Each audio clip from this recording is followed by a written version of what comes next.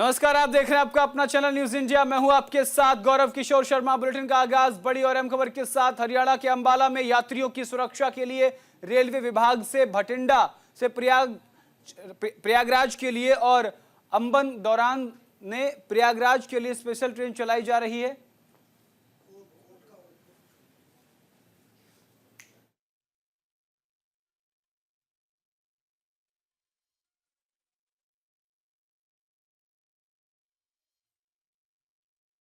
महाकुंभ के अमृत स्नान के लिए 26 फरवरी तक चलाई जाएगी।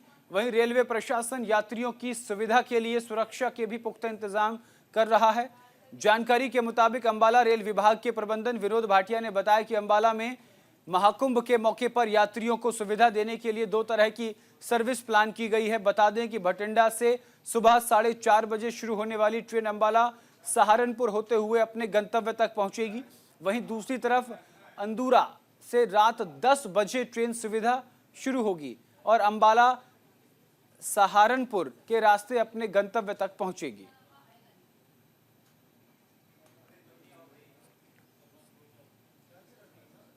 दिल्ली चुनाव को लेकर सभी पार्टियों ने अपनी अपनी जीत का दावा किया है।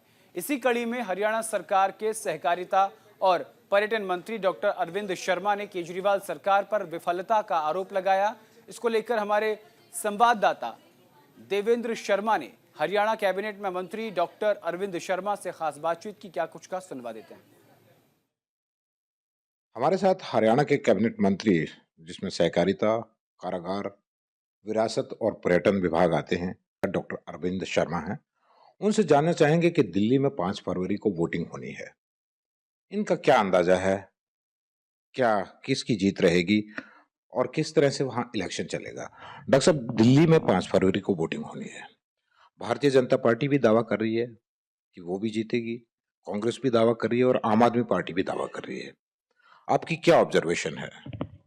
देखिए, कई बार ये चर्चा हुई है, मैंने पहले भी बात रखी है कि अब की बार 100% भारतीय जनता पार्टी की सरकार बनेगी दिल्ली में। उसके कई कारण हैं। एक तो केजरीवाल का झूठ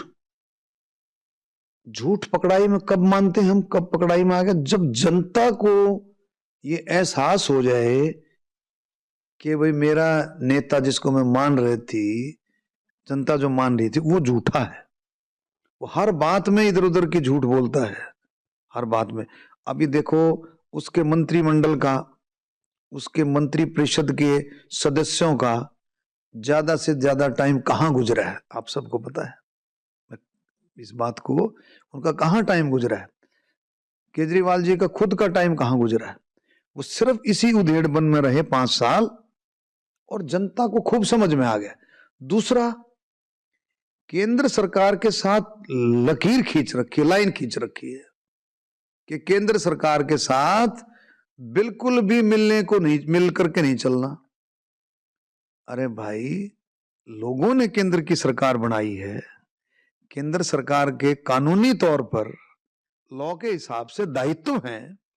आप उनको नहीं मानोगे तो कैसे राजपाट करोगे, कैसे आप कानून की बात करते हो, संविधान की बात करते हो। संविधान को आप कहां मान रहे हो? संविधान को अगर मानते हो तो केंद्र सरकार की जितनी योजनाएं हैं, आपने किसी की परवाह नहीं करी। आपने इतनी सारी योजनाएं जो आम जन के हित में, दिल्ली की जनता के हित में, कितनी सारी योजनाएं केंद्र सरकार की हैं, आपने किसी योजना को फॉलो किया? अच्छा, वो तो कहते हैं कि जो योजना उन्होंने इम्प्लीमेंट की है दिल्ली में, ऐसी योजनाएं केंद्र सरकार के पास है ही नहीं और केंद्र सरकार उनकी योजनाओं में अड़ंगे डाल रही है। देखिए, ऐसा देखो, सुनो, केंद्र सरकार कोई कभी अड़ंगे नहीं डालती। केंद्र सरकार अगर अड़ंगे डालती तो कोई योजना उनकी नहीं चलती, ये मैं बता देता हूं। केंद्र सरकार ने माननीय प्रधानमंत्री मोदी जी के नेतृत्व में कभी भी किसी भी राज्य में कोई भी राज्य अगर जहां भारतीय जनता पार्टी की सरकार नहीं, वो अपनी योजनाएं शुरू करता है, कोई केंद्र सरकार अड़ंगा नहीं डालती।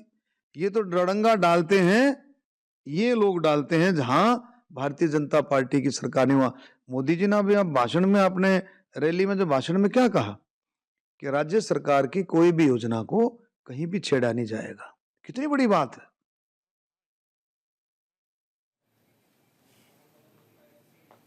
हरियाणा के भिवानी में सड़कों पर घना कोहरा देखने को मिला। धुंध के चलते विजिबिलिटी जीरो हो गई है।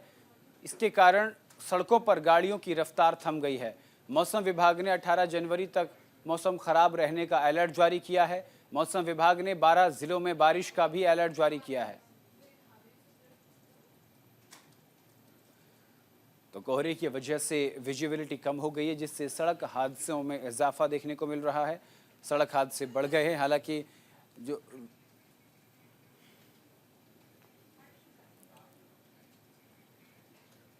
हरियाणा के भिवानी में भारत मजदूर यूनियन के प्रधान रमेश चोपड़ा के घर में घुसकर एक बदमाश ने फायरिंग की। रमेश चोपड़ा और उनकी गर्भवती पत्नी को बदमाशों ने पकड़ने की कोशिश की। रमेश और उनकी पत्नी ने हिम्मत दिखाकर बदमाश ने हथियार छीन लिया। बदमाश मौके से फरार हो गया। सूचना पर मौके पर पुलिस पहुंची और मामले की छानबीन में जुट गई। पुलिस ने आसपास के सीसीटीवी कैमरे में खंगाल रही है।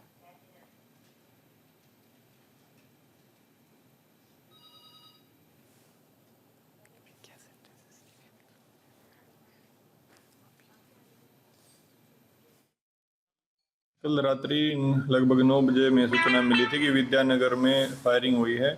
जो इस सूचना के ऊपर हम मौके पर आए तो यहाँ पे रमेश चोपड़ा जी के मकान पे फायरिंग हुई थी।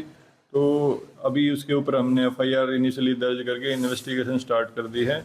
और प्राइमा फेसिया एक पर्सन था जो मौके पे फायर जिसने किया है, और फायर मिस हो गया और उसका वेपन वगैरह सारा यहीं मौके पर रह गया था, जिसको कब्जा पुलिस में ले लिया है। और अभी इन्वेस्टिगेशन कर रहे हैं, इसमें हम जल्द से जल्द आरोपी की गिरफ्तारी करेंगे। अभी इनिशियली तो एक व्यक्ति के ही शामिल होने की सूचना है, बट लेटर ऑन इन्वेस्टिगेशन का मैटर है। कितने आते हैं वो बाद में आपको बता दिया जाएगा।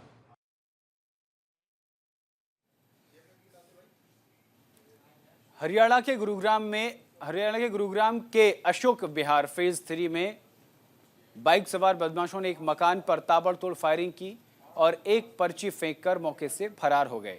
यह घटना सुबह लगभग 5:30 बजे की बताई जा रही है। गोली की आवाज सुनकर अगल और बगल के लोगों की नींद टूटी। जब तक लोग कुछ समझ पाते, बदमाश वारदात को अंजाम देकर मौके से फरार हो गए। वारदात के समय इस मकान में कोई व्यक्ति मौजूद नहीं था। पुलिस मामले की छानबीन में जुटी हुई है।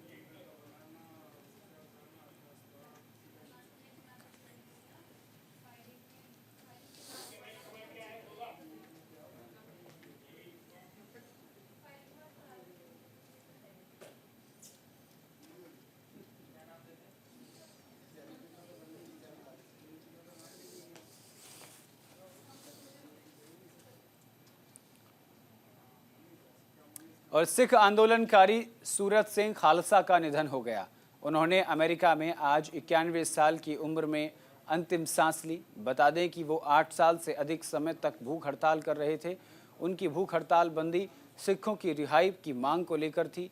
ये वो सिख थे जो अपनी सज़ा पूरी करने के बावजूद 30 साल से ज़्यादा समय तक जेल में बंद थे। दरअसल सूरत सिंह खालसा ने 16 जनवरी 2015 को 82 साल की उम्र में लुधियाना के अपने गांव हसनपुर में भूख हड़ताल शुरू की थी।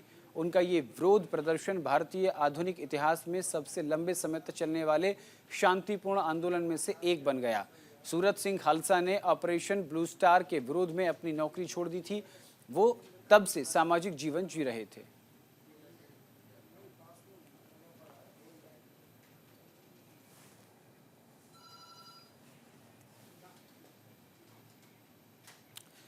जालंधर पुलिस को बड़ी कामयाबी हाथ लगी है। लॉरेंस गैंग के गुर्गे का एनकाउंटर कर दिया गया है। एनकाउंटर में बदमाश के पैर में गोली लगी है। लॉरेंस बिश्नोई गैंग के 2 गुर्गों को गिरफ्तार किया गया है। रंगदारी का काम करते थे दोनों गुर्गे। तो पंजाब के जालंधर में केंद्रीय खुफिया एजेंसी और लॉरेंस बिश्नोई गैंग के गुर्गों के बीच मुठभेड़ हुई। वडाला चौक के पास हुई मुठभेड़ में एक बदमाश गोली लगने से घायल हो गया। दूसरा बदमाश भागने लगा तो टीम ने उसका पीछा कर पकड़ लिया। दोनों बदमाशों को इलाज के लिए सिविल अस्पताल में भर्ती कराया गया। जालंधर के पुलिस कमिश्नर स्वप्न शर्मा के मुताबिक सुबह पुलिस को सूचना मिली थी कि ये दोनों लोग इस इलाके में छुपे हुए हैं, जिसके बाद पुलिस ने इन्हें घेरने की कोशिश की। इस बीच इन लोगों ने पुलिस पर गोली चला दी। इस पूरी घटना में करीब 16 से 17 राउंड फायर हुए, जिसमें एक आरोपी को गोली लगी और वो जख्मी हो गया।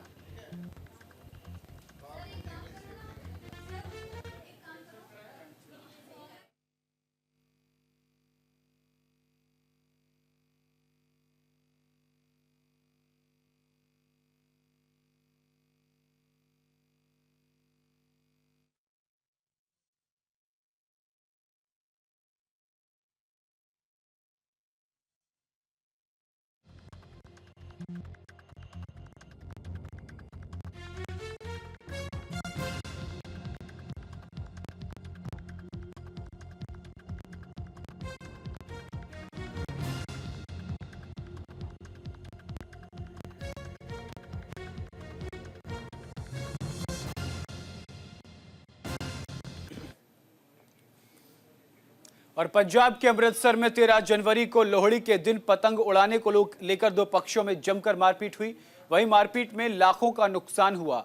दरअसल पतंग उड़ाने को लेकर दो पक्षों में कहासुनी हुई। मामले में विवाद इतना ज्यादा बढ़ गया कि दोनों पक्ष एक दूसरे के घर पर ईंट पत्थर फेंकने लगे। दोनों पक्षों ने एक दूसरे के घर पर ईंट पत्थर फेंके। बाहर खड़ी बाइक के साथ तोड़फोड़ की गई। मामले की सूचना पर पुलिस मौके पर पहुंची और मामले की छानबीन में जुट गई। दोनों पक्षों ने प्रशासन से इंसाफ की गुहार लगाई है।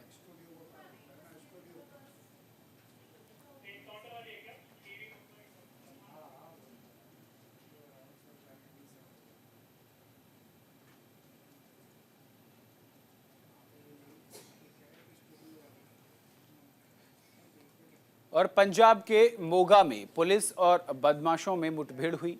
एनकाउंटर में एक बदमाश घायल हो गया, जिसे पुलिस ने गिरफ्तार कर लिया। वहीं 4 बदमाश मौके से फरार हो गए। पुलिस ने घायल बदमाशों को इलाज के लिए अस्पताल में भर्ती कराया। दरअसल बदमाशों ने किराने की दुकान में लूटपाट की और बदमाशों के साथ मारपीट भी की। इस मामले में पुलिस ने एक्शन लेते हुए कार्रवाई की। फिलहाल पुलिस फरार बदमाशों की तलाश में जुट गई है।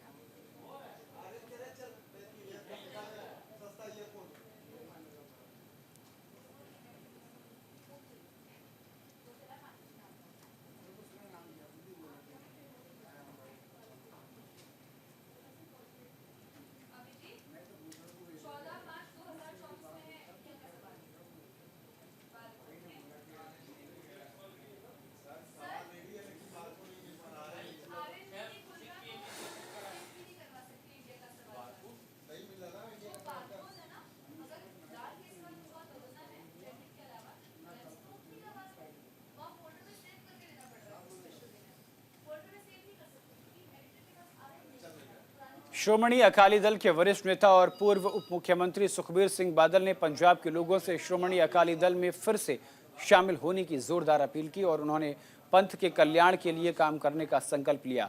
देश की शांति, प्रगति और समृद्धि के लिए वे अपने प्राणों की आहुति देने को तैयार हैं। माघी मेला में विशाल सम्मेलन को संबोधित करते हुए सुखबीर सिंह बादल ने इतिहास का हवाला देते हुए कहा, लोगों से कि इतिहास में आस्था जगाने की अपील की। श्रोमणी अकाली दल ने भी इस तरह से इस ऐतिहासिक स्थान पर 40 मुक्ताओं को पुनः स्थापित किया। उन्होंने कहा कि आज समय की मांग है कि हम अपने राष्ट्र को फिर से मजबूत करें और ये काम केवल श्रोमणी अकाली दल ही कर सकता है।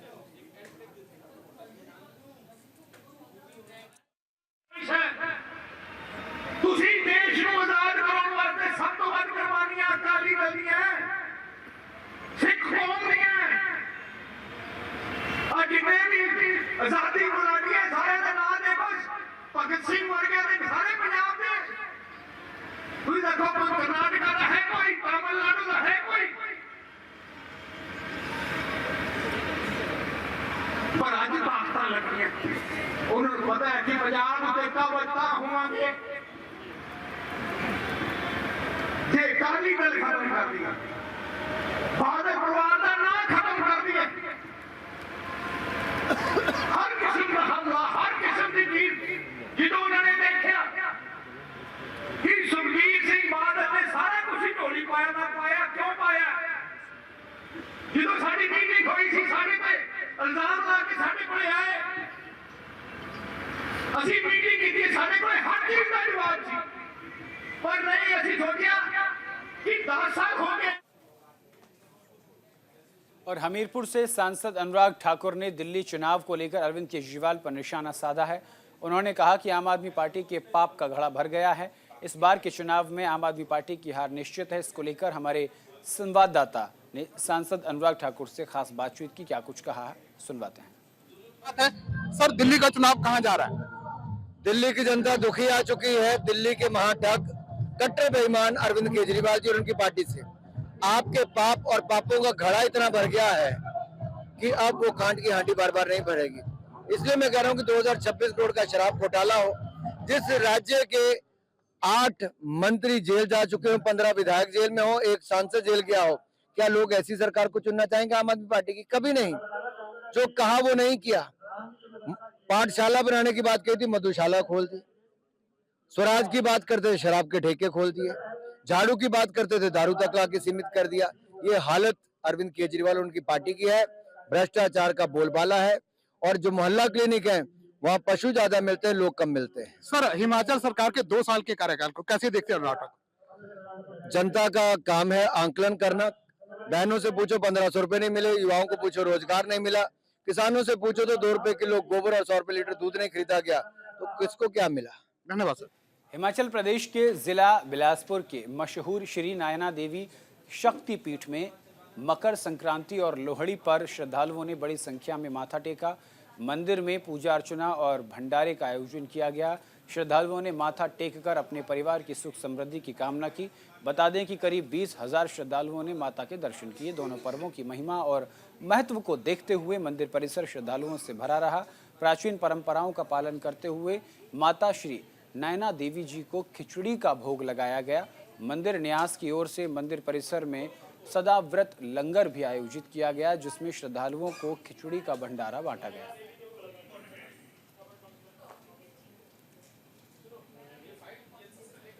लाडले भक्तों के सारे भक्तों को जय माता दी।